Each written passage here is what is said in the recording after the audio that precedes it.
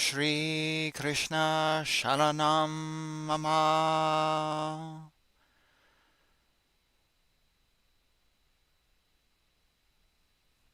Welcome, everybody.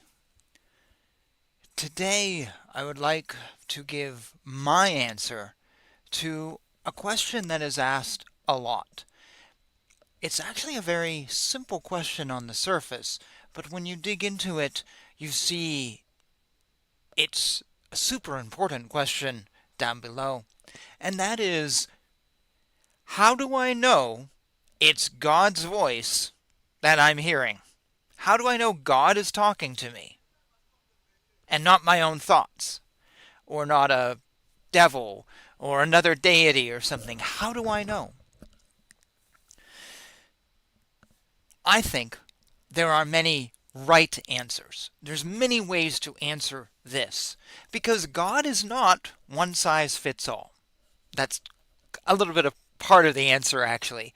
So if you're looking for one specific answer to this, I don't think we have it. Because I cannot figure that God speaks to me here in Portland, Maine, USA, Saturday, May 18th, 2024, in the exact same way that he is speaking to or spoke to a Jewish rabbi in a Nazi concentration camp. Or how he speaks to the Pope, any of the popes, or how he spoke to Adi Shankara 2,000 years ago or whatever, who lived in the forests of Bharat and had no knowledge or prediction of anything that I likely have surrounded, other than he knew books exist and I have those, and he knew musical instruments existed, but the bass hadn't been invented. I don't think. I don't believe he speaks to all of us the same way. Because if he did, if God really was one way, we would all, for example, have to have the stigmata. You know, the Christian thing where you see the wounds of Christ. We'd all have to have that, just like Saint Teresa, was it, of Avila, whoever, who had it, or Bernadette. And if we don't have it, then we're not getting the voice of God, if God has to speak to us the same way.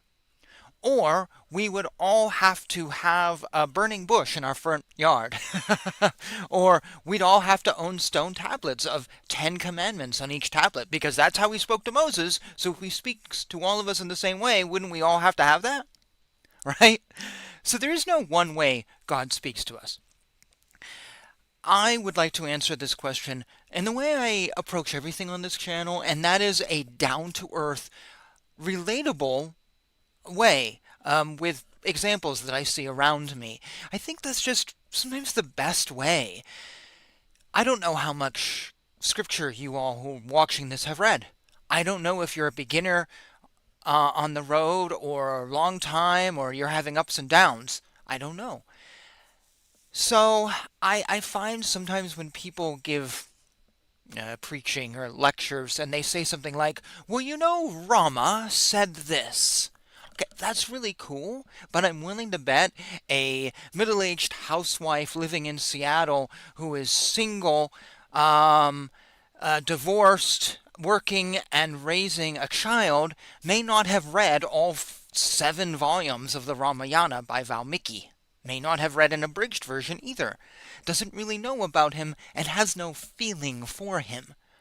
Therefore, giving an example of what Rama did, that you should thus copy, I think it doesn't land. So I'd like to give you an example today that hopefully will land. And also that Rama thing I just said, if one size fits all, and if this is how he treated Rama, that means we have to do the same thing. Well, that means we're all avatars of God or something? Because we'd have to be, right? In order to receive God's message in the same way as Rama? So it doesn't work. So today I'm going to give you 2 examples from my own life. One is a former friend of mine, and one is something I actually had happen to me, which I have never spoken about on this channel. And I believe it was God knocking me on the head. As for the other example, It is a person who says he speaks to God, but I don't believe he does. You may say I'm wrong, so I will be overly verbose and describe each story very detailed, which you are free to pick apart. But hopefully, with all the details, you will come to the same conclusion I have. Now, before we get to those two stories, I do want to say that even though God is not one size fits all, I think when we look at all the people who say they speak to God and we believe them, like Swami Vivekananda or Yogananda or Ramana Maharshi, I think they all spoke to God. While it wasn't the same experience, there is overlap and there is similarities. Sort of like when we're talking about cults. All cults tend to do X, Y, and Z. So I think all folks who speak to God may have a different experience, but there is X, Y, and Z that you can describe. So we can paint some broad strokes, you know?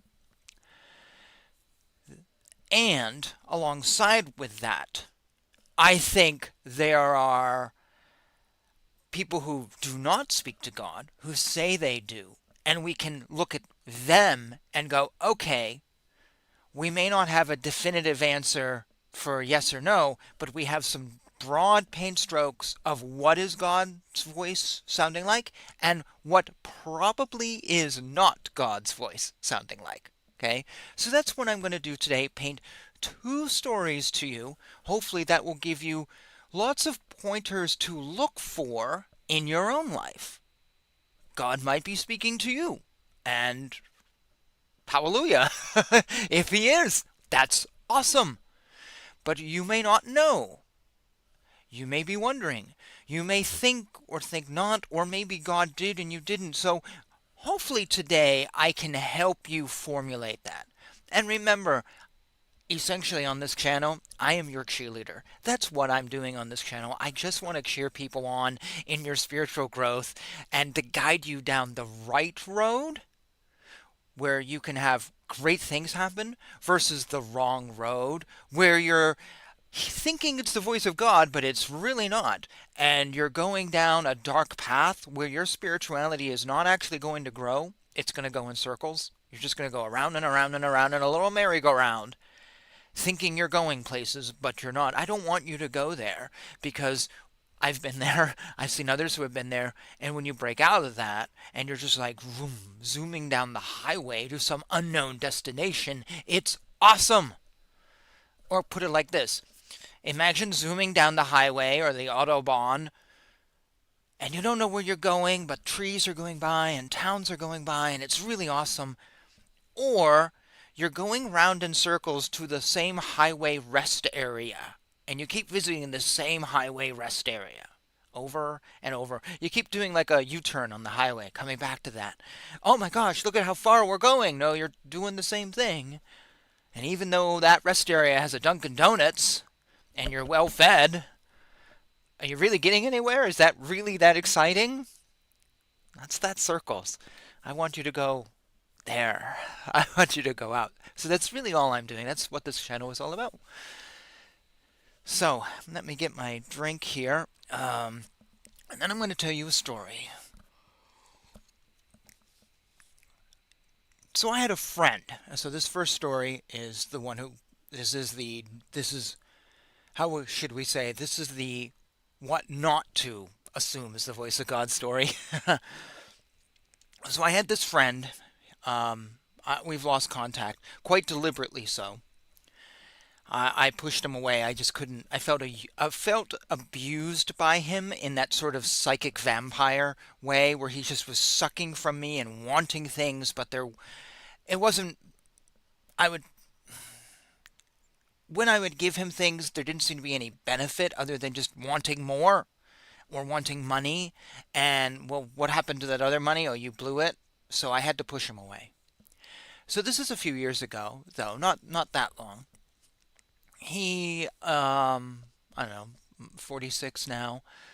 I knew him in his early 40s. Gay man,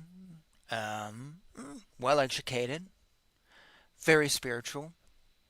Maybe sometimes, well, I won't say too much, but it's sort of like his one thing in life is spirituality. That's kind of it. And pornography. He'd been in a relationship with a man who had dumped him numerous times, mentally abused him, cheated on him finally, and said, "Yeah, I don't care about you. I don't love you. Go away."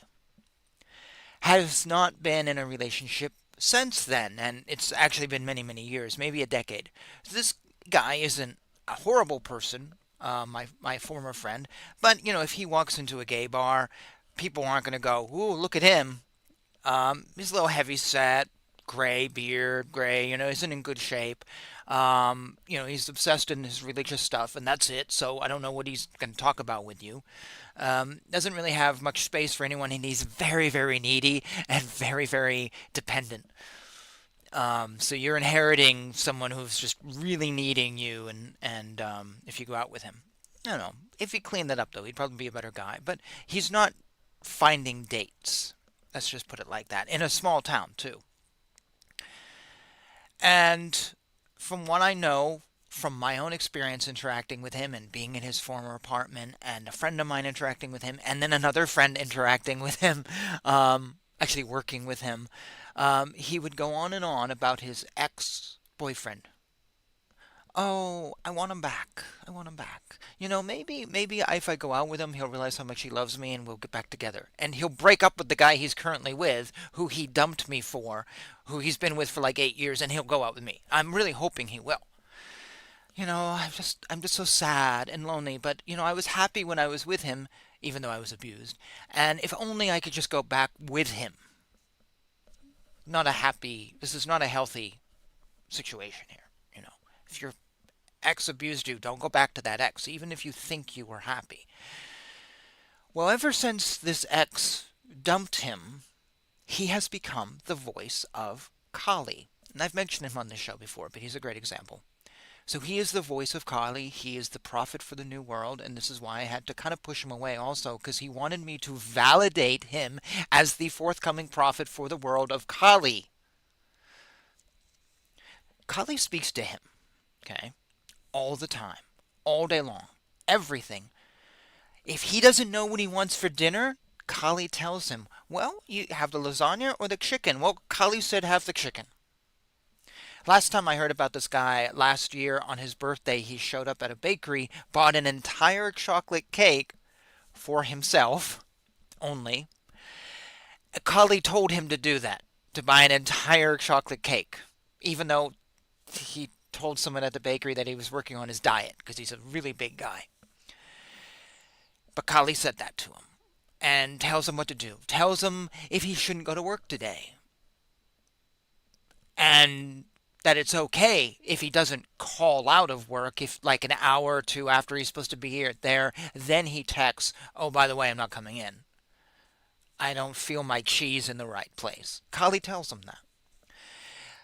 Kali has told him to go back to his ex-abusive boyfriend. Why, she wants happiness for him. Kali has told him, well, he's gay and pro-gay rights, of course. Kali is too. Actually, she's very much into gay rights and lesbian rights and trans rights and bisexual rights and whatever else rights. Very much into that. Um, he was a Hillary Clinton supporter. So is Kali. Believe it or not, Kali loved Hillary Clinton. Hated Trump in the 2016 election, just like he did. Trump won, became president. My friend became one of the, we call it the walk away liberals who found that they actually liked Trump and don't really like Hillary and don't like the Liberal Party anymore. They don't call themselves conservatives. They're sort of like middle ground folks or homeless folks. And they still have a lot of liberal stuff going on, but they are now finding themselves equating with a lot of conservative values, and they like Trump. So it's the walk away movement. My friend became a part of that. He sent me a text. He goes, "Well, here's something on Trump, but I'm not a MAGA Trumpster." What? Funny enough, did you know Kali is too? Kali is a walk away. She doesn't like Hillary. She's really into Trump. But she has told him she's not a MAGA or a Trumpster or a conservative or Republican. She's a walk away.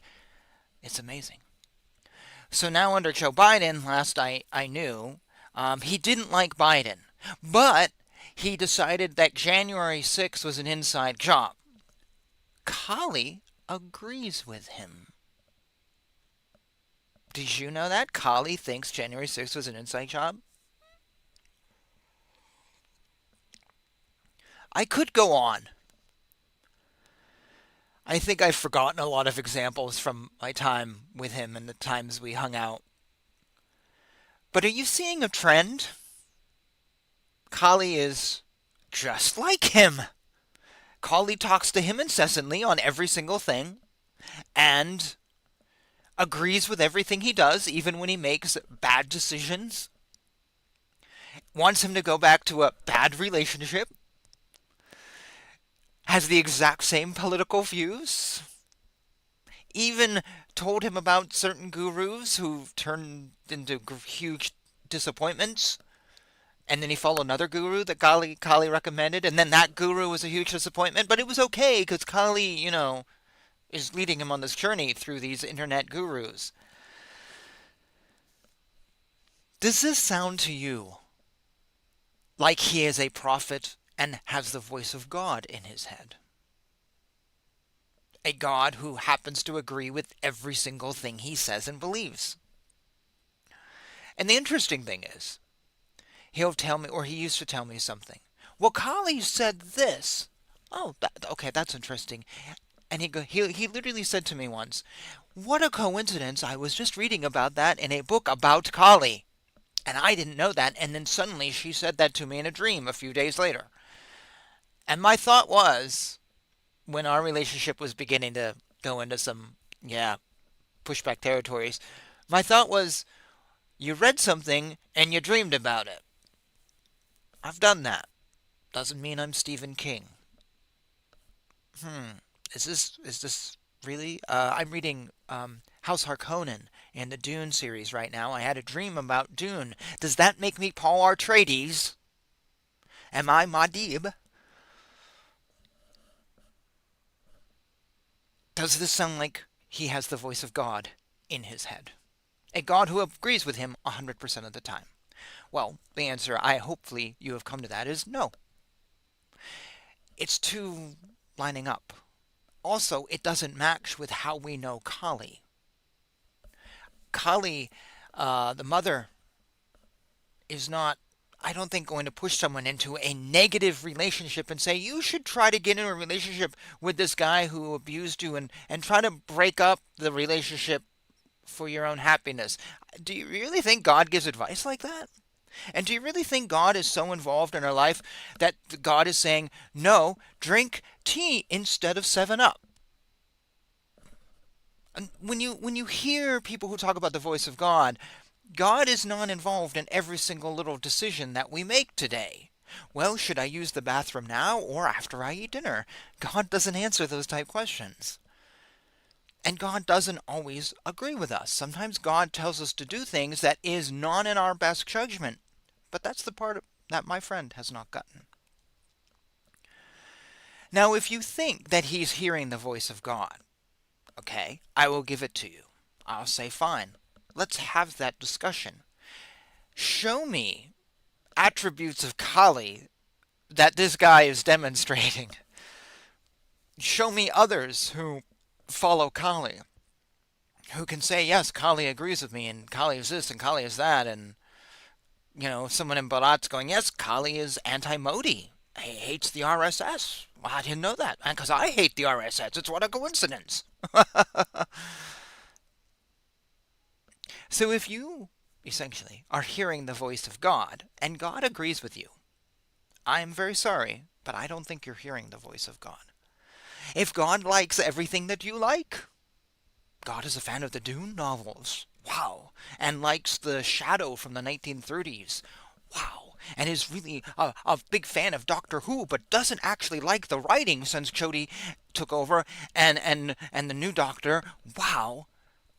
If that's what you're hearing in your head, you are not hearing the voice of God, my friends. I am very sorry. You're hearing your own thoughts. You're hearing the conversation that goes on in your head. And here's the thing.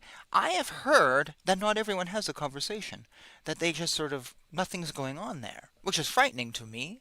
I'm always thinking about stuff. I'm always processing things and my mind's always working. And to consider that there's people who are just going like nothing. Oh, that sounds less than human to me. That's just scary. So if you have a conversation, good for you. But it's probably not God. And those of you who don't have anything going on up there and you're just like, and you spend an hour doing that, well, you're probably not watching this channel. Now I would like to tell you a story from my personal life, which I believe demonstrates the voice of God. And this is something that happened to me 11 years ago, and it was strange, and I've thought about it a lot and never been able to figure it out as anything but the voice of God. And I'm going to say right now, God does not talk to me all day. God doesn't tell me what to eat. God doesn't tell me what to drink. God doesn't lead me. But there have been moments where I have felt something. Like, I felt something. Sort of like you hear stories of someone saying, I was going to get on the airplane, and then suddenly I had a feeling that I shouldn't, and the airplane ended up crashing. That's feelings that I have. Not all the time. It could be once a year. It could be every couple months. It just, whatever. I had, before I get to the story, I had, in my 29th year, I believed that if I was in the town that I was in on my 30th birthday, I was going to die before the day was over. I was in a really bad spot. I had gone through 4 jobs in 4 countries, and no, sorry, in 4 locations, 4 jobs, 4 dating situations, 4 homes. It was just a horrible year. I was seeing a therapist, and I just, my mind was out of it. And I believe that if I was in this little town that I had come back to where I grew up, but I didn't want to be there, I was going to die. So I remember I was I get up early in the morning. I took the car to the Greyhound and went to Seattle for the day and spent all day in Seattle and then came back. And my parents, I was living with them. They're like, well, why don't we come with you? No, I want to be alone. And I think it'd be very boring. And you guys would just argue all day and make me miserable. I want to get away from everything. I'm just going to go and look for books and stuff and wander on my own and just have a great day. And I did. But I truly believe that if I was in that city, I was going to die. Like my car was going to go over a bridge, or I was going to drown, or something was going to happen. I truly, to this day, believe. Because it was just something like my life was in such a bad spot. And I believe that sort of was like a voice of God thing. Maybe. But I've had feelings like that are just very profound and undescribable. Now, if you disagree and don't think they're a voice of God, again, let me know. That's why I'm being very verbose here and giving you lots of details. Anyways, 11 years ago, I had just moved here to Portland from 6 years in Manhattan. I'd started my publishing company, Roman Midnight Music, which I now have 75 books on. You can see on my website. But at that time, I had, I don't know, 10, 12. They didn't sell very well. Actually, they sold like nothing. Um, I really wanted a break as a writer. I'd been working on writing all my life. I'd spent 4 years in a miserable relationship with a drunk who would pass out every day, and it was just miserable. It was just miserable. My soul was gone. My life was just nothing. I had moved back here in tears. Um, I was living with my parents who drive me bonkers. They literally can have 4 arguments in 20 minutes, or 3 if it's a good day. And it's just miserable. I was out of work. I hadn't found a job yet. Okay, so I was not in a good place. I was dating, or I was trying to date. I was on OkCupid and looking for girls to go out with.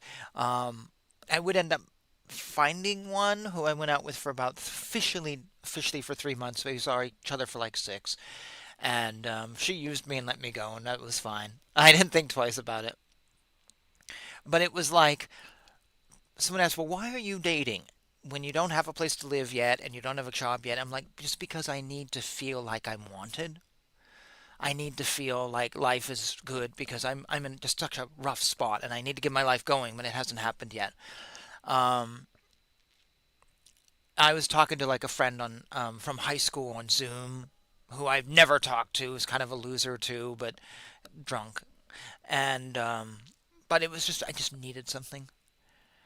And so I had this one girl I ended up seeing, and girls I would talk to online and get to try to get a date with. And then I was doing some writing and trying to work on my writing and work on some projects. And the thing I really wanted was to write a music biography. I had been working on one for a year and tried to do it like three, four times, and that's what I really wanted to do. And even if I couldn't find a job, I could create a biography on music, and it would just be like I would feel fulfilled on some level. Okay, so you understand where I am. I used to live in Japan, and a friend of mine in Japan, uh, so the person I lived with actually knows a famous jazz musician who also lives in Japan. Not ultra famous. If I give you this person's name, you won't know who it is necessarily. I'm not going to for this person's sake. But this person is mentioned in Herbie Hancock's memoir that came out a few years ago, actually, or maybe 10 years ago now, and has a Wikipedia page and has played with John McLaughlin and a lot of heavyweights.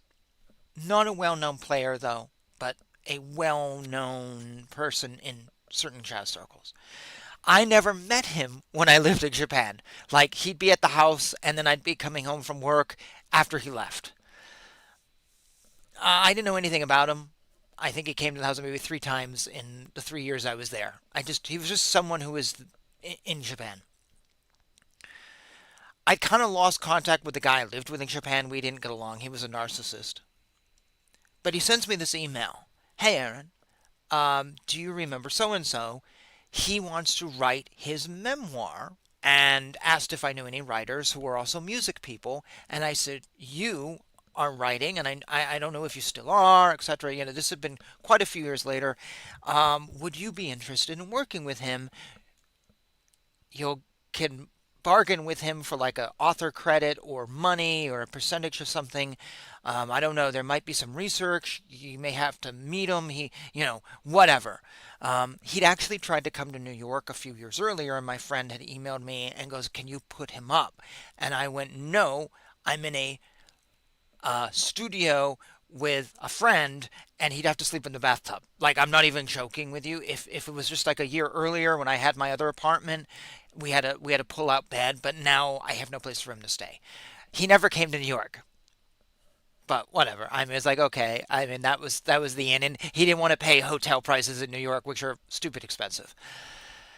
So, anyways, my friend's like, "Hey, he'd really like to work with you. Would you be interested?" And you know, this could be like a big book. And I wrote back to him. I'm like, "Dang, dude, I am overwhelmed. And yeah, I am interested. Can you feed me a little more? Can you feed me a little more information, though? Just give me a lowdown or what's going on with him, etc., etc." I am absolutely 100% like, yeah. So I ended up telling my, sorry, dripping my drink on things. I ended up telling my parents about this, and they were overjoyed. They knew that this was what I was dreaming of. A famous uh, musician who has been on at least two or three nearly iconic jazz albums, at least in certain fields of jazz, and not in the field that I listen to. But that didn't matter because he's played with a lot of people who I love, like John McLaughlin. I'm a huge fan of. And so while his style wasn't in my world, I'm more of a trad jazz guy that he isn't. Um, he was there with doing what? I mean, it was just like to pass up this opportunity. My parents knew this was it. Now it would require some awkward scheduling. Even if I got a job, I'd have to figure something out because when it's like evening here, it's morning there or something. I mean, it was like 12-hour difference or something like that. You know what I mean? So there would be some odd things, and I don't know how I would I don't know, would I ever have to go to Japan or get a lawyer to do a contract? I don't know. But it was like, I'm not going to worry about that. This is it. And I started Googling him a little bit and getting on YouTube. And my friend actually had told me in the initial email that he had just reissued an solo album by this guy, and they'd gone into it together and done a complete reissue of the same packaging and the music, and they got the masters and and put it out there because the guy was just trying to get back into the world a little bit. Anyways, this was the opportunity I was waiting for. This was better than finding any cool girl on, online. This was it. You know what I mean? You're with me, right? Okay. So I get home one day after work, just a few days later, and I'm standing behind my desk and my chair's pushed in. And I get on the computer. I haven't sat down just to see if I had any emails or anything. And um, I think I'd been out about in town, or maybe I'd started a job or something. I think, yeah, I'd started a little evening gig. So I get on the computer and I open up, and there's an email from my friend. So and so can't wait to talk to you. He wants to talk to you first before he, commits, but he's totally stoked. I've sold him, and this is a go. I don't know what you want to work out for money or how you want to do that or a commission only, but he's here. I'm 100% sure I can get this for you, but he wants to meet with you, so let's set this up. This is it. This is a dream come true, folks. So I remember I was standing there, and I don't have anything to demonstrate with. Let me see. And let's say this is the back of the chair, my cat's bed. And I put my hands on the chair like this. I was just in a state of, yes, God. I put my hands on the chair in this. And the next minute, or instantly, I was through the floor. I fell down. Okay? Now, I don't mean I just fell over in shock. I mean, if this was me, I felt that suddenly someone had pushed me down. And for a brief minute, I was in the floor. Literally in the floor. Wasn't holding onto the chair. I was actually looking underneath the desk. My arms were out like this, and I could feel my legs hanging in the living room below. And the floor was up to here. I was trapped. I couldn't go any farther because my arms wouldn't let me. And I was through the floor. I could feel the floor around my body. I am not joking with you. Like in a movie, someone, in a horror movie, someone falls into a pit, whatever, a hole in the floor. That's me. I was there, and I'd been pushed down on my head. It lasted 10 seconds, maybe. Not even that long, 5 seconds. And the next thing I knew, I'm just standing there with my hands on the chair. And I knew I could not say yes to this opportunity. I had to say no. 100%. I couldn't tell you why. I didn't know why. But I knew I had to say no. I had to pass it up. And it was non-negotiable. Something just said to me, something, I didn't even have a voice in my head. It was just a feeling that was just like, I have to say no. This is not up for debate. It's non-negotiable. The end. I can't think about this. I can't question it. I can't do anything. Because I knew if I said yes, my life would be ruined. No joke. This all happened in like 5-10 seconds. I felt I was on the floor, and then I'm not, and then I'm like, no, I can't. I reached out, and I wrote to my friend, I'm very sorry. I can't take this opportunity. And I can't tell you why. Maybe someday I will. I'm sorry. I'm sorry if this is inconvenience to you, but I have changed my mind. And that was it.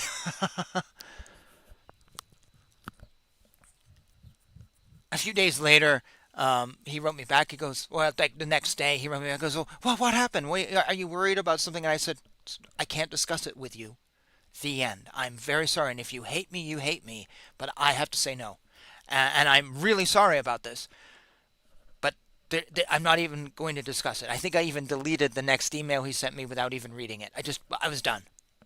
I don't really like drama, believe it or not. I don't like conflict. I don't like it. And I remember going downstairs to my mom, going, "Well, I just emailed so and so back, and I told him no." And my mom's like, "What? Why?" I said, "I don't know." "What do you mean? What do you mean you don't know?" "I don't know." I couldn't tell her this. They're not spiritual. I just know that I can't do that. I just felt like it wasn't right. I don't know why. I can't discuss it. I have no idea why. And later, my mom's like, because she has to know every single thought that goes through my head. She's one of those moms. "Well, I want to talk about it." Okay, what do you want to know? "Why'd you say no?" "I don't know." "It's because of the time?" "No, I don't think so." "Is it because of money?" "No, I don't think so." "Did Billy say something?" "No, he didn't say anything in the email." "No." I just said no. I just something. "Oh, why didn't you discuss this? Why didn't you think about it?" I can't. At the end all. That's it. I can't discuss this with you. And she dropped it. So a month later, I get an email from my friend. I read this one, and he goes, "I don't hate you.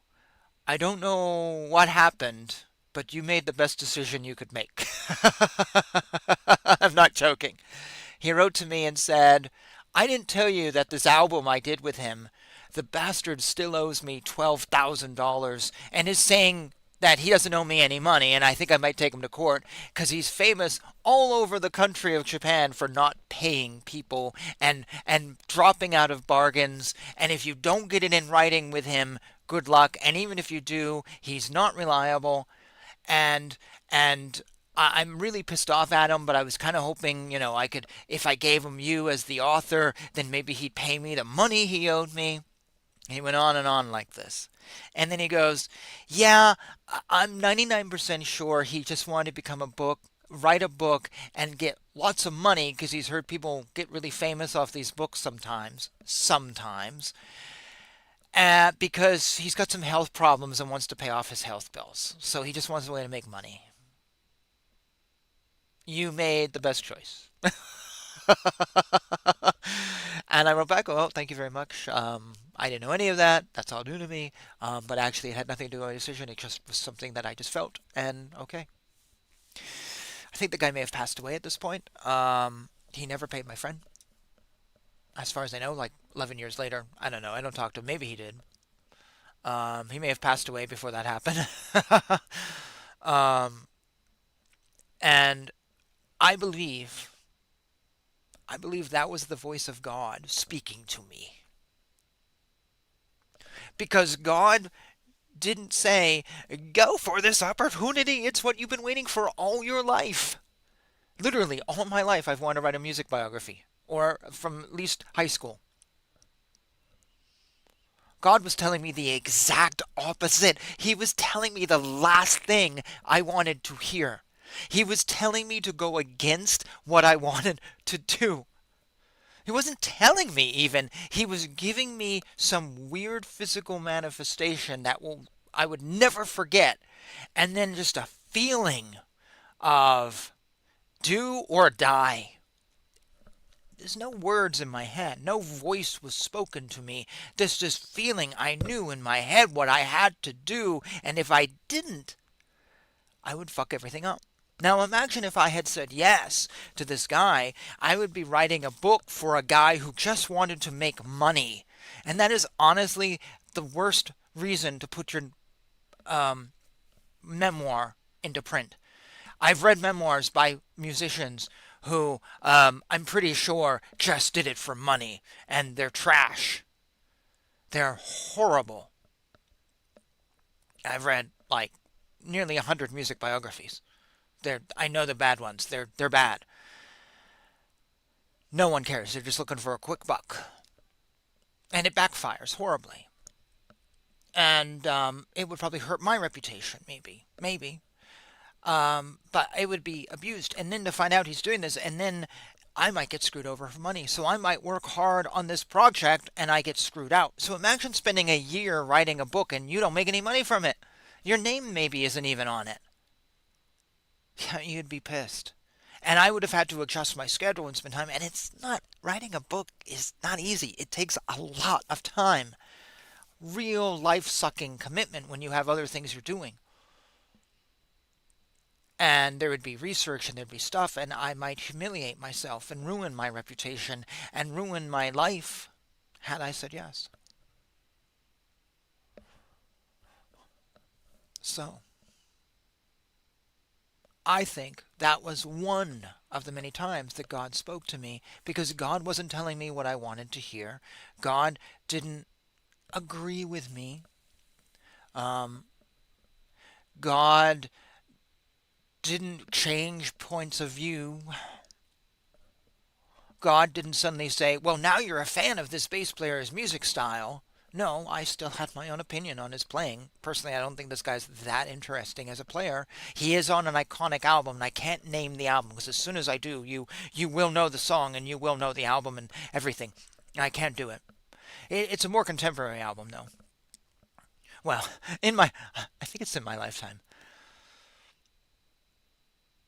I can do it, but I'm not a fan of this musician or even the people he was in the band with. It's just not my thing. And God didn't suddenly go, well, yes, it is, and do all this stuff. No, no. Um, and I had a really weird physical manifestation, very strange physical manifestation. I was embarrassed. I remember walking downstairs to the living room, kind of like looking up, like, did that really, what, I know that didn't happen, but I was waiting for my parents to say something to me because they just sat and watched TV at night, going, we just saw you come through the ceiling.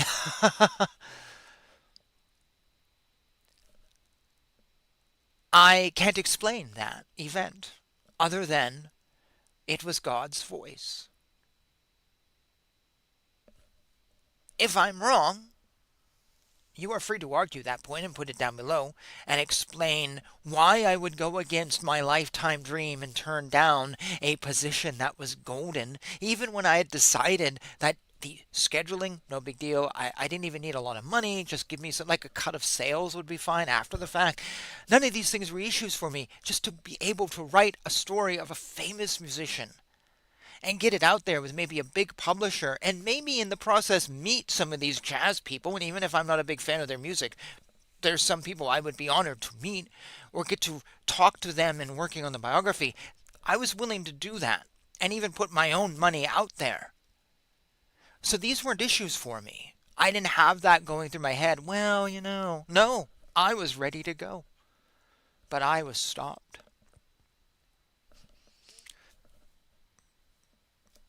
To me, that is God's voice. God's voice comes in many forms. It is dominating, dominating in a way that it's just like, it's huge. Like I just felt this feeling of, don't do this.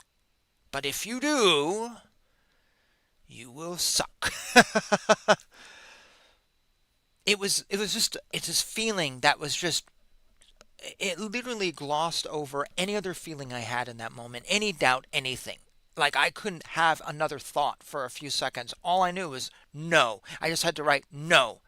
I couldn't even delay the email and think about it. I just knew right then I had to respond to this email to my friend and say no. There was no coming back tomorrow. There was no sleeping on it. It was done. Or my life was done. I just knew this. There wasn't a discussion. I don't think God debates with you in the head. Well, yeah, we should like Trump, but we're not going to be walkaways. No, that ain't God. God is profound. God is huge. God is something that is undeniable, that there's something here. I believe that was God speaking to me. That may even be more profound than on my 30th when I thought I was going to die. That was just weird. I don't know what that was. Even now, I truly believe I would have died. But and I don't know what I got out of it because it took like a year before I left town. Matter of fact, well, actually, no. I initiated that was May, because my birthday's in like a few days. Matter of fact, so it was this time a long time ago. And then in December, a friend of mine came back into my life and said, "Hey, would you like to move to New York?" So actually, yeah, within a few months, I was already moving away from this place I didn't want to be. something that was God speaking to me, or giving me a wake up call that I needed to start looking for other things to do, and I started going to Vancouver all the time too, like on like 3 day weekends, and that was great. I loved that, and it was just getting me out of this rut, and I was open to things like going to Vancouver on the weekend and spending money at a youth hostel, which I never would have done, but I just like, yeah, I got to do this. So that might have been God. But yeah, I believe this event was God speaking. God didn't agree with me. God told me to do something going against my instincts. He withdrew from me an opportunity that I thought was amazing. My friend kind of didn't tell me everything up front, but God looked out for me. Um, yeah, I believe that is what the voice of God sounds like. It is undeniable, and it doesn't happen every day, all the time. And it's not on trivial matters. It is on matters which will actually affect what you do later. Had I written this book, I would have sucked up a lot of time working on it. Hours and hours and hours every day, likely. Months or years. Walked away with nothing. And at that time, nowadays I know of a way I could kind of rescue it. I probably would then take stuff and turn it into a novel or something, or do whatever. I could even write my own book. Um, at that point, I wasn't in a headspace to think like that. But God isn't telling you what to eat for dinner. Because if I eat chicken or lasagna or a vegetarian stew, how is that going to affect my life? It's not. It's not going to affect it in any way, shape, or form. Maybe I need to get up later and use the bathroom, or I need to take some Tums. That might be it.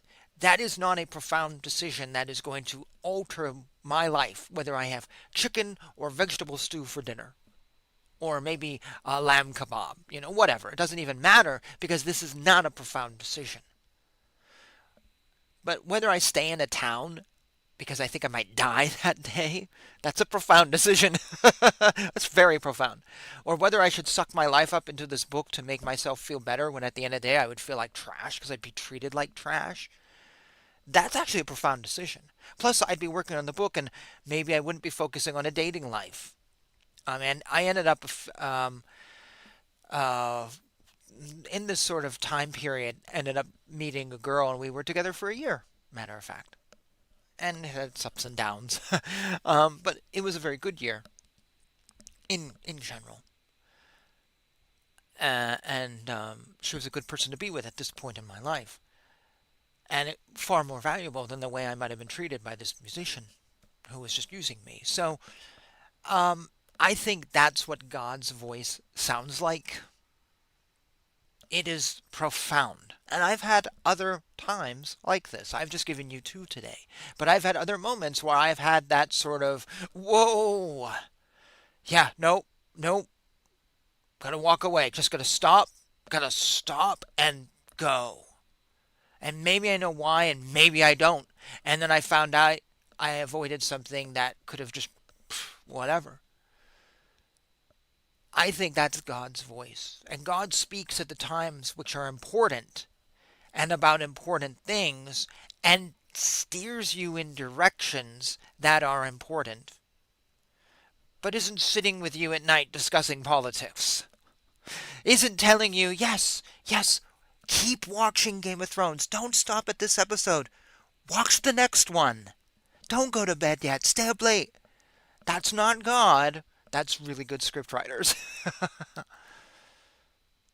So I think that's how God speaks. We could talk about theology, we could talk about other people, but this is my personal opinion on it from my experience about what God's voice sounds like. And it reverberates to me with what I've heard from other people. And I gave the example of someone who doesn't want to get on the airplane. They just stop. It's like a wall. You're just like, nope, nope, don't go past that wall. That's what I think God is like. God is not necessarily talking to you and writing you a letter. Dear so and so, hi, it's God, and I know you're doing really well, but I just want to let you know that's not God, okay? God's not. I don't know. That was a really bad God impersonation. God is working through many ways, burning bushes, Ten Commandments, whatever, through signs and symbols and things and feelings that will shake you to your soul. I think that's God's voice. Now you can extrapolate from what I've said in the last, 45 minutes, lots of different things and interpretations, and feel free to. Then weigh those things against what you're hearing from God.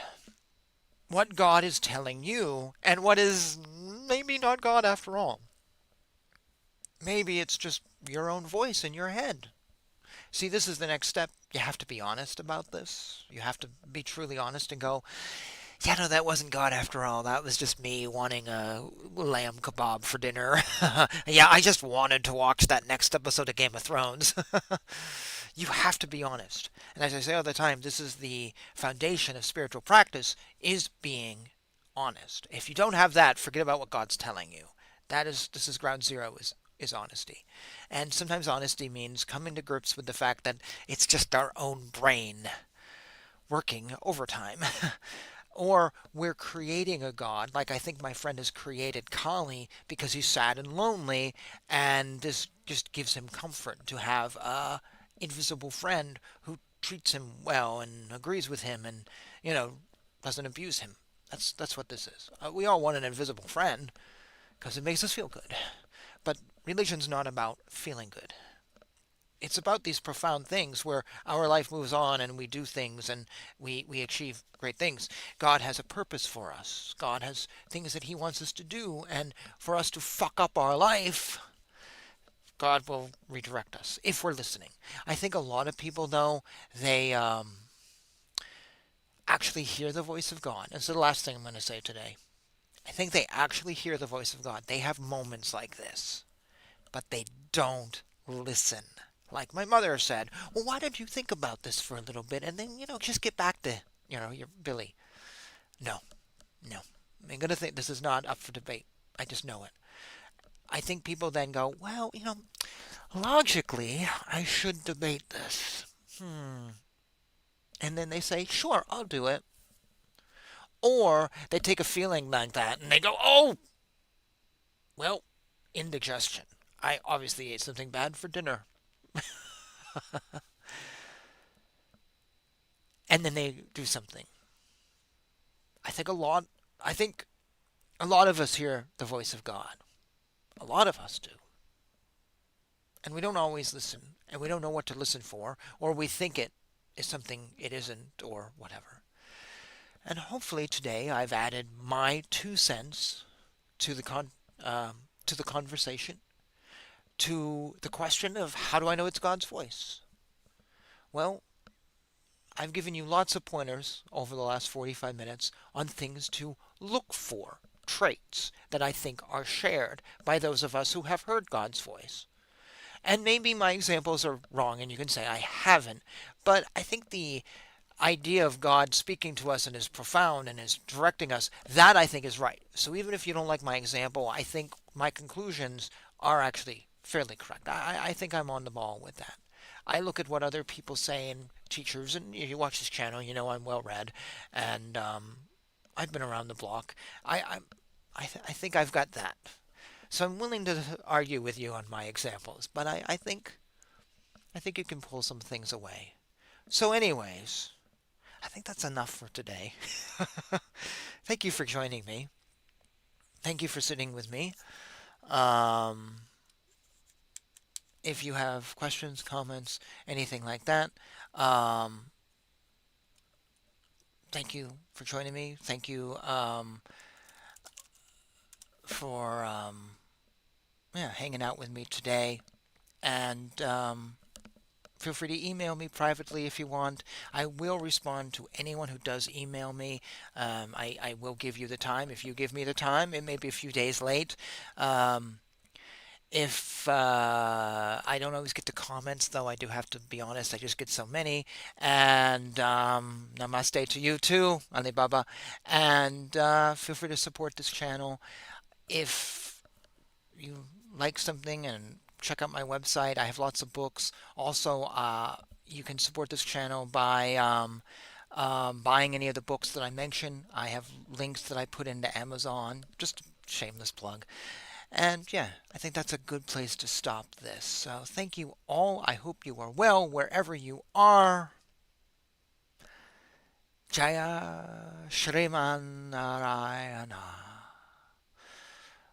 Om Shri Krishna Sharanam Mama.